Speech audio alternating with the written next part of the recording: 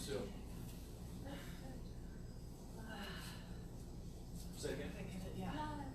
Alive. That always feels like kind of spacious or airy. Like we do a lot with our hands and arms, which is coming from these. So these are really important to address. And regular maintenance, especially for massage therapists who are working all the time. Even if you're not, even if you're me, like in my work, arms still need it. I can still use my hands. How we doing? Do you have any questions about what we covered so far? Pretty clear? How'd you move me? You know, I grab my arms and my legs. Yeah, so lay down real quick, I'll show you. And this might slide a little bit just because of your blanket. Okay. So if like you were on this side, what I did originally, this is gonna turn your upper body. I just grabbed you. Yeah. And I acted like this was part of the sequence. Just I'm tractioning her arm. So I kind of side bend you, right? Okay. And I grab an arm, or leg, I should say. Okay. Yeah, that's arm straight. So I have a tendency to almost drag them into position. But this stuff feels good, right? Yeah. Kind of accesses the back, the upper neck. Yeah. I just use that to my advantage. A lot of massage, to me, feels like push. Thai massage felt like push-pull. I would use things like that because when I would traction your arms, I would learn to let go and try to traction my, right there. Like I could pull through my own body because I was using your weight. Yeah. So as much as I was working on you, I was trying to get what I could out of the deal as well.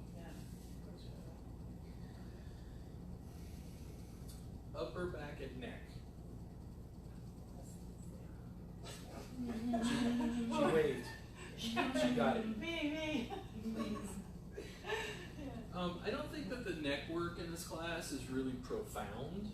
This class is a little bit more low back heavy, legs. But I don't want you to feel that when I show you neck stuff or upper back stuff, that you can't blend in other techniques since you already know it from doing table work. So if you have like your really favorite moves, on a table, figure out how to improvise some of those on a mat. So they come there.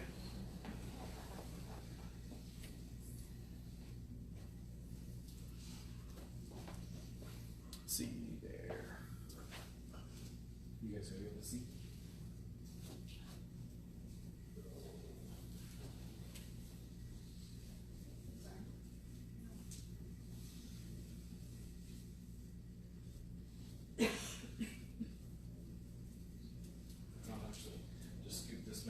So get a little more seat. When I decide to come to, after working on the arms into the upper back, this is really common and you'll see this again on the table. I'm going to cross her hand onto her opposite shoulder so I can use this as a handle. How's that? Mobilizes the shoulder blade and allows me to reach under. So this hand is just planted. All I'm really doing is like moving my fingers just a little bit through my fingertips to like press into the rhomboids and the paraspinals. I can go further down her back. How's that? I can go to the top. How's that? A lot of times when I'm trying to connect with people who have upper back issues, I go, is it hurting right there? Yes. All the time. And I could, just because I want them to feel heard. It's not like a superior tissue technique or whatever, just so they feel heard. Right there, how's that? Okay. Is that too much when I press on breast tissue that way? Okay. She's also covered, safe. Right. There, not too much. Okay, if I can start to grab in there. That feels good too, okay. And I'm gonna go over to the opposite side, so don't get jealous.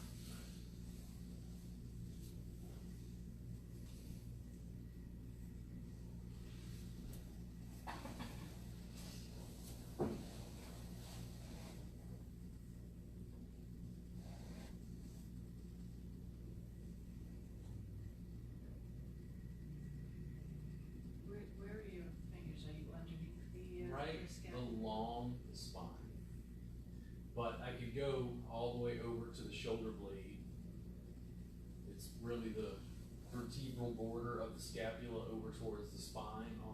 paraspinals. Right now I'm cross fiber frictioning right between the shoulder blades, right along paraspinals. It's almost enough to make her jump out of the skin. And in there. I can use traction her arm out. When I get to working on the neck, what do I show in the workbook? Can you beat? Get an idea? That's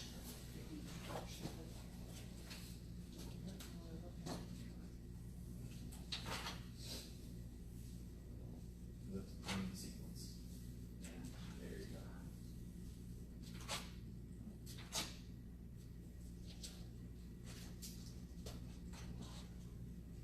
The arm and then this, which is what I thought it was.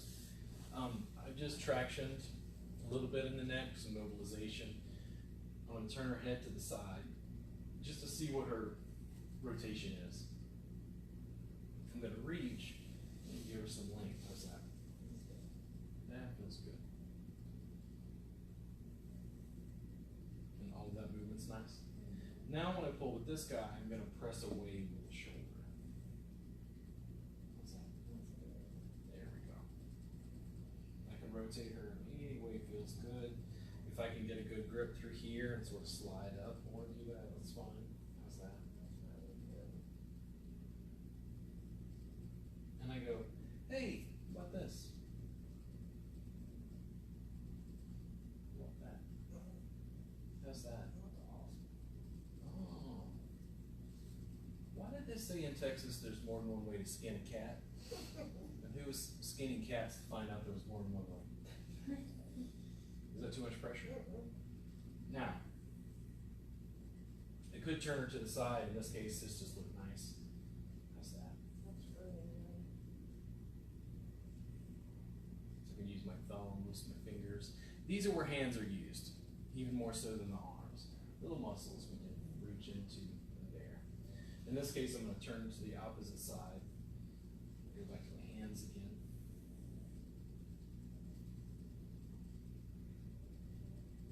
Purposely work any specific lines or anything like that? There are lines in Thai massage, and when I did the Sipsen, I had to think about how I wanted to present it. They show some lines that go up and then like around the head, but I think we mostly address all of that anyway. So for me, it was mostly a focus on the extremities, and then also the way that the lines connect from the feet all the way up, and then theoretically, this is a crazy one. There's one, the line on the inside of the leg goes up and crosses over and goes out the opposite arm. That's crazy compared to meridian stuff, because I think meridians is on one side of the body. Just some theoretical differences, but people argue about where the lines run. So I made it simple, especially since you use it mostly on the extremities. And then also theoretically, it was like I was blending originally, I was really blending Thai and like trigger point.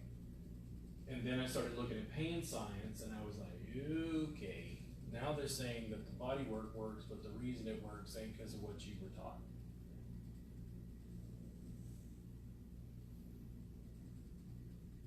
All of this has this. So I'm lifting her with my right hand and just hooking 2 fingers into the paraspinals and stripping out the left side where her eye gaze goes to her right hip. Then I'm going to switch sides.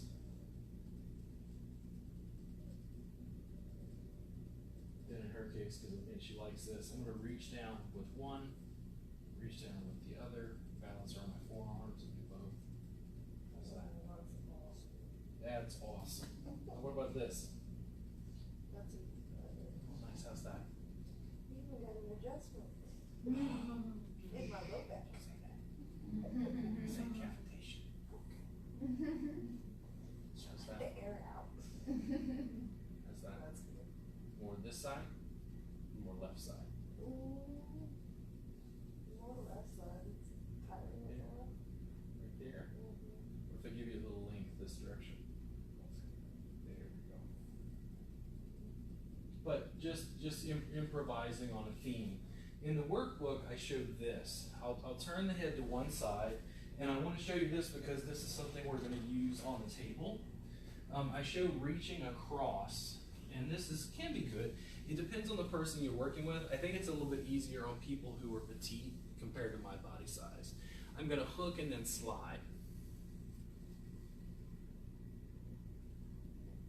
So you start like right inside the spine again? Yeah, right along the paraspinals. How's that? And it's all posterior.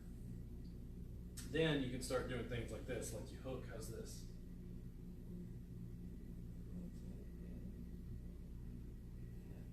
The only challenge is it can put a little bit of pressure on my back just because of the way I'm leaning over. And then I think in the workbook I show working the scalp. So once I've worked both sides, I'll usually use like a little bit of mobilization, and she's petite enough, this is pretty easy. How's that there? It's not too much? Then I can take them and go, hey, do you want a little head turn to the right or to the left? To the left. Right there. Okay.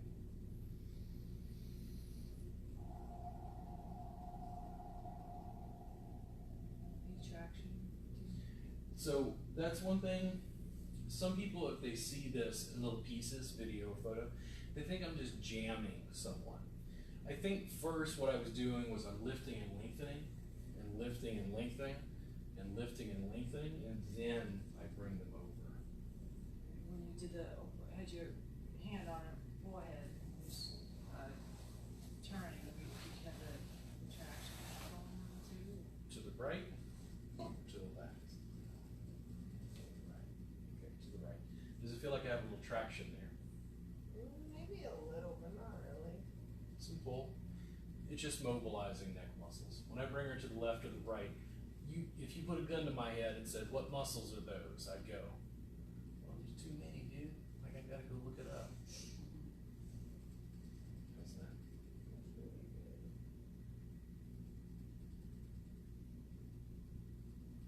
Just movement. But I'll go back to this.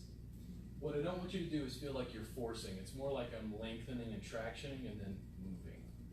Lengthening and tractioning and then lifting. Lengthening, tractioning, and lifting to both sides.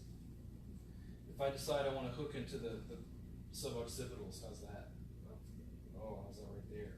That's really good. How's That's this where I right get here? my migraines. How's that? Now, more to the left or more to the right? To the right? Right there? Mm-hmm. A little more lateral? Is that better right there? Yes. There we go. And I traction a little bit. Not too much? You guys already do this, right? I'm sure you've never seen that before. You're so amazed right now. She's like, this is the most amazing class I've ever taken. These techniques are superior to your techniques in other classes. You're like, no, it's the same neck work. Just little variations on theme.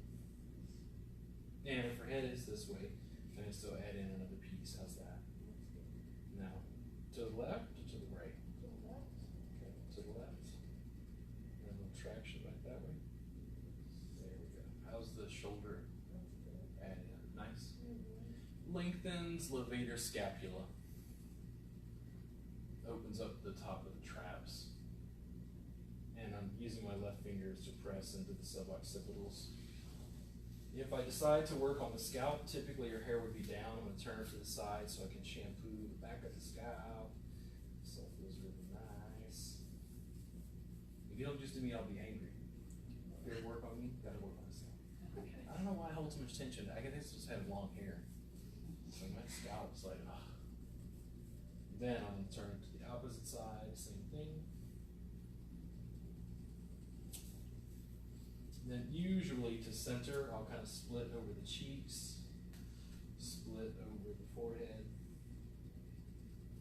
If I go down and around the temples, I'll curl in the fingers and go around the ears.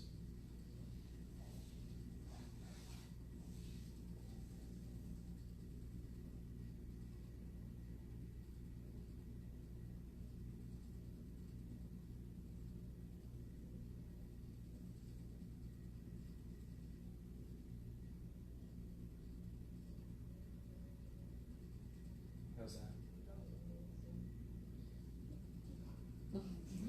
Jazz hands. You guys want to try that? But if you have your favorite neck stuff that you can kind of improvise on a mat, the biomechanics of being on a mat are a little bit different for neck work than it is for a table. Just mix in what you like. I'm never going to tell you no, especially if it's a good soft tissue technique. Yeah. Thank you for letting me demo. Anybody? What's that? I said, just in here. Okay.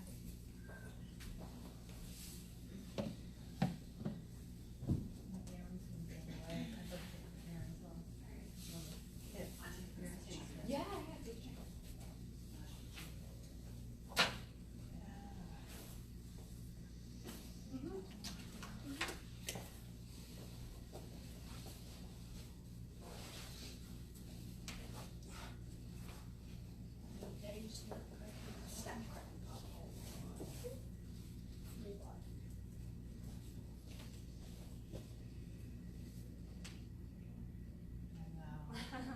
Hey Jennifer, Michelle, Germanic, it's good to see you guys around.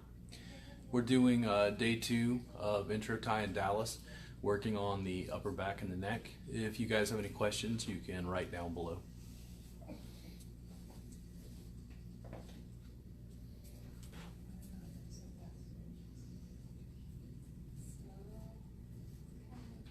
There you go. And then this is mostly as a guide. Her arm doesn't have to stay there. This is the real handle. Because what we do is it's like we press the humerus in to get her shoulder blade to move. So I can get my fingers back here. And this mainly just the fingers move. The back of my hand is just like resting.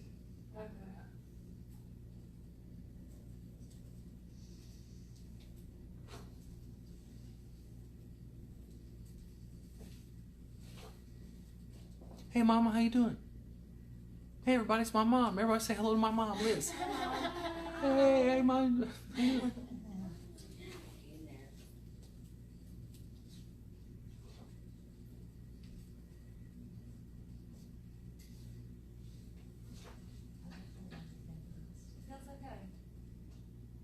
Usually what it feels like is, I'll move my fingers a little bit to like cross fiber friction. And mostly these just sit in place, and what I'm doing is like when I let off, her shoulder falls onto my fingers. I'm receiving her body instead of pressing into her.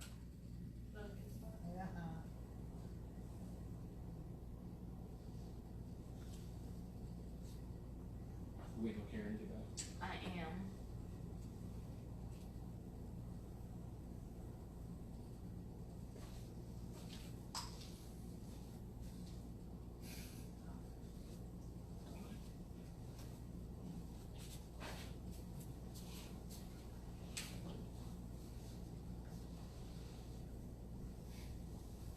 This class, I could potentially rename, let's learn how to use our legs and feet, and here are some semis. Once you understand the basic body mechanics is where it gets interesting. Because then you start to like throw all the techniques together, and it's like, is it pin and stretch? Is it active myofascial pin and stretch? Is it deep compression, sitting on Either side people, bothering you more than little the bit other, of neck and upper movement? back?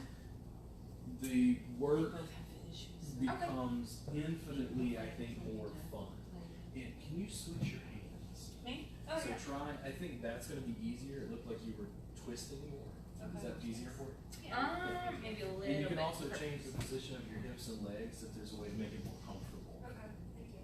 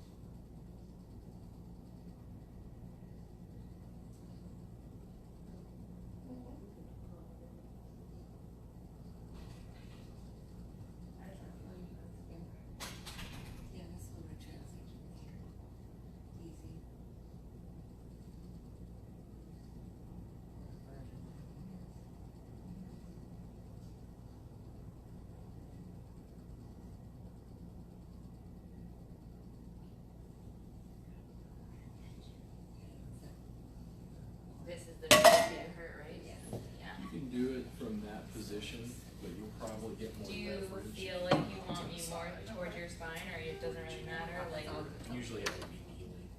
How's that?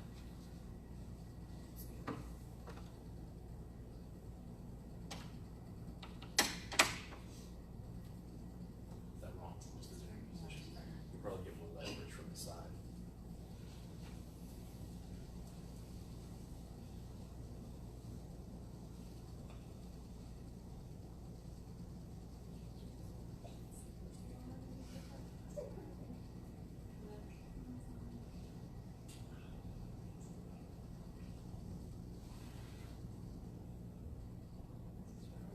And then for the grip, if you try closer to the elbow, when I have to put the arm on the opposite shoulder, that's just a guide. okay. Once I have them here, this usually gives you more leverage to be able to move the shoulder blade. That's really what we're doing. Then this guy, this hand can move, it doesn't matter. As long as that's anchored and isolated.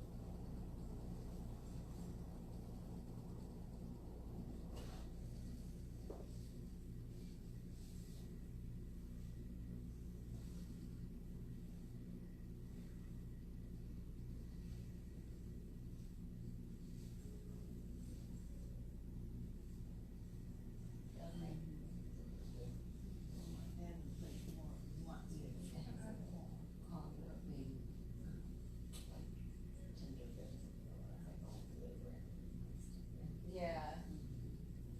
Feels very like bandy.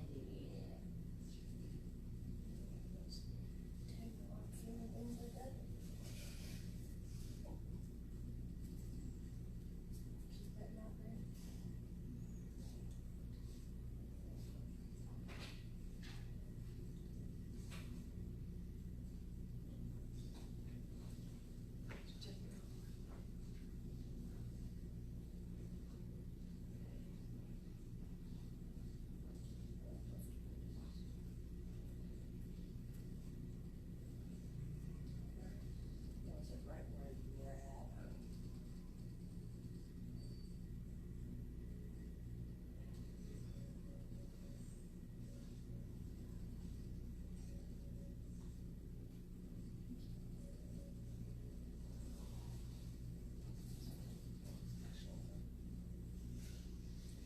That explains why I feel to get my foot.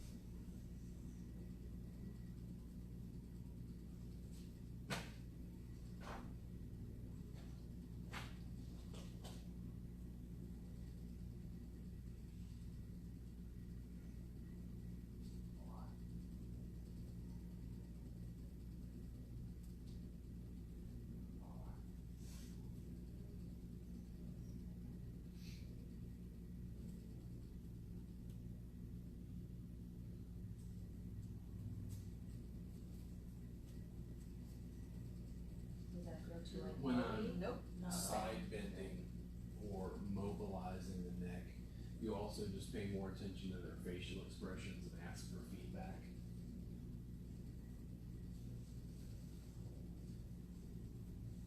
People can get skittish about their neck, be a little bit more delicate.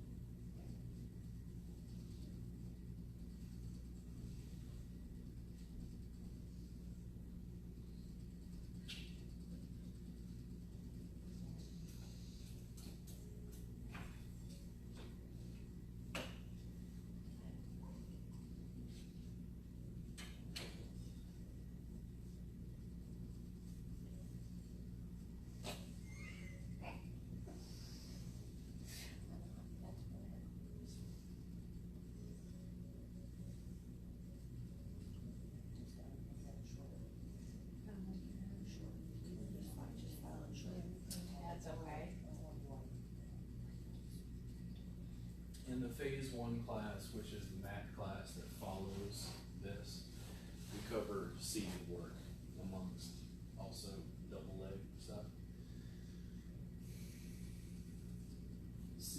has some really interesting options for the upper back and neck, but it's also my least favorite position in all of mat-based work.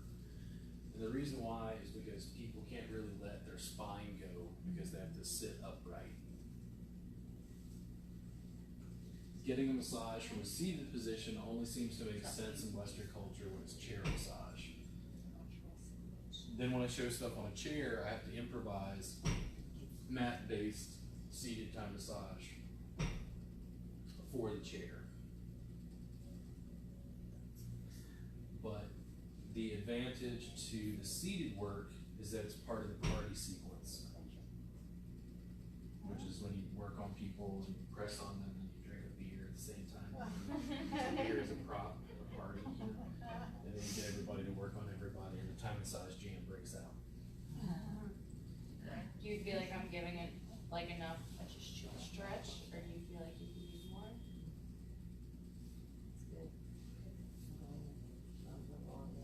No, you're fine. As long as it feels the same.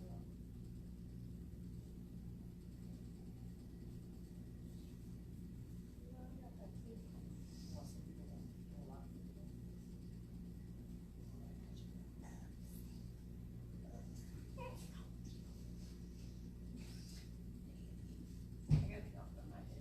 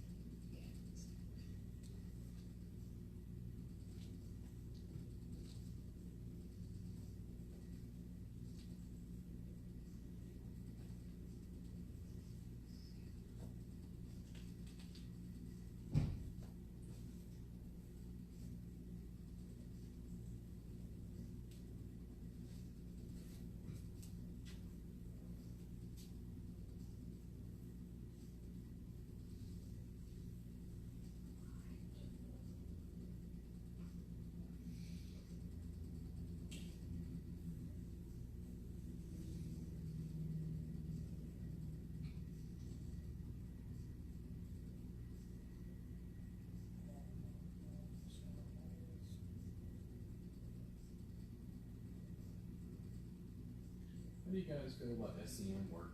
Love it. I like to do that myself. You just normally get them to that thumb grip it? Uh-huh. Yeah. And then what about the rest of the interior neck? I always work it. Do you have any good ways to work skating? It's dangerous. Yeah, People but could die. people like me. I work people's scalenes constantly. It's almost like I don't remember the last time I worked on somebody's neck and didn't check their scalenes.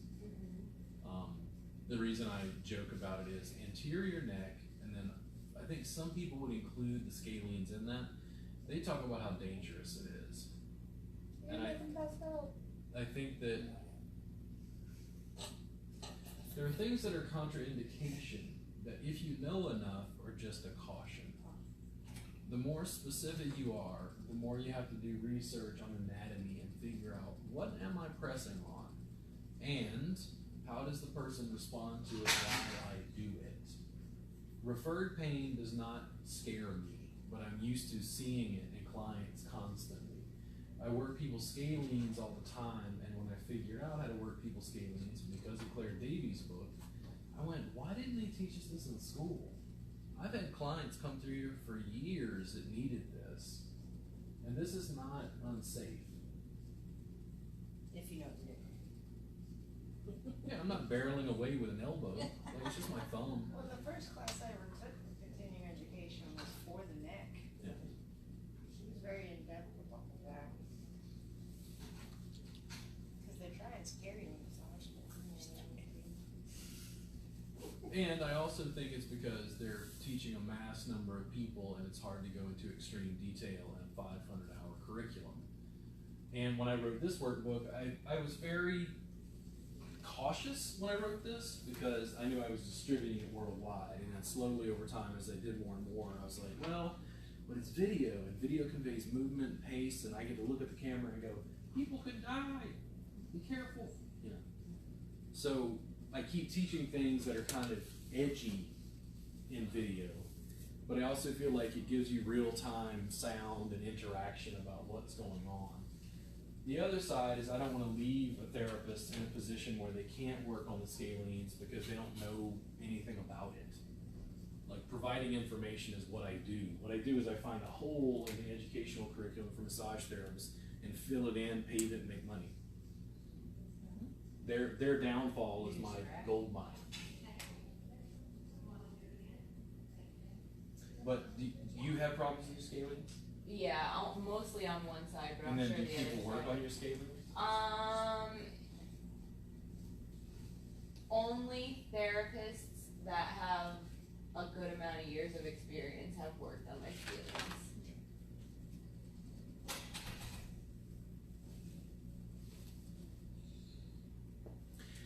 There was a young lady at the Time Massage Jam recently, and I think she had some orthopedic massage training, and she was trying to do all this stuff in my QL, and it wasn't the technique she was using, she was being very abrupt and sharp. Like, almost like jerky. And I was like, dude, no, it's cool. And she was like, oh, I'm sorry. I'm like, no, it's cool, just slow down. Same thing. Like if I tried to work on your scalenes and it was like too sharp, too pointed, too fast, she'll kind of withdraw. She's like a turtle. She like pulls into her shell, which I think is kind of what I think of as scalenes. Like, yeah. If you slow down and breathe, it feels like people's nervous system goes, oh, it's cool, it's all right. Like they might have that moment of alert, like, oh, wow, that's a nuisance. What are they doing? Like they're going into an area I'm not used to having people press on. But if you go slow, I don't find any downside to slow.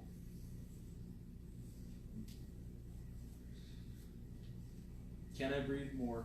Can I slow down? And most importantly, how do we make it more You're fun? okay.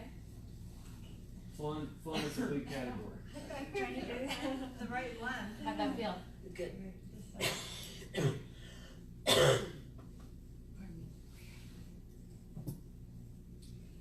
The scalenes No, to me, it's okay. the scalenes mirror the It's psoas. okay.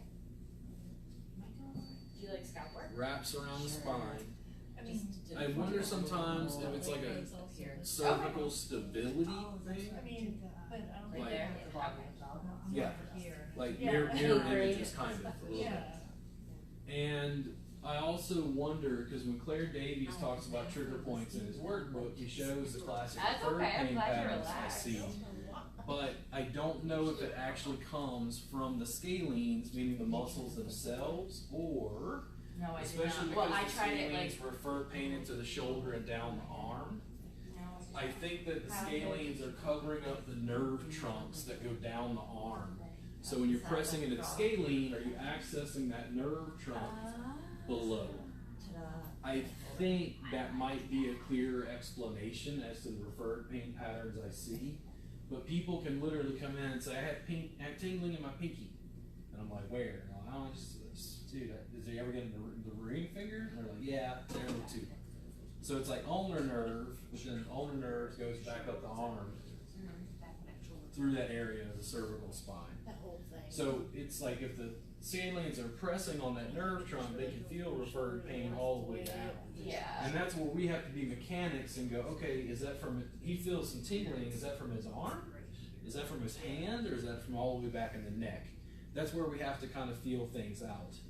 What I don't have is orthopedic muscle testing. How many of you taken like NMT, NKT, MMR?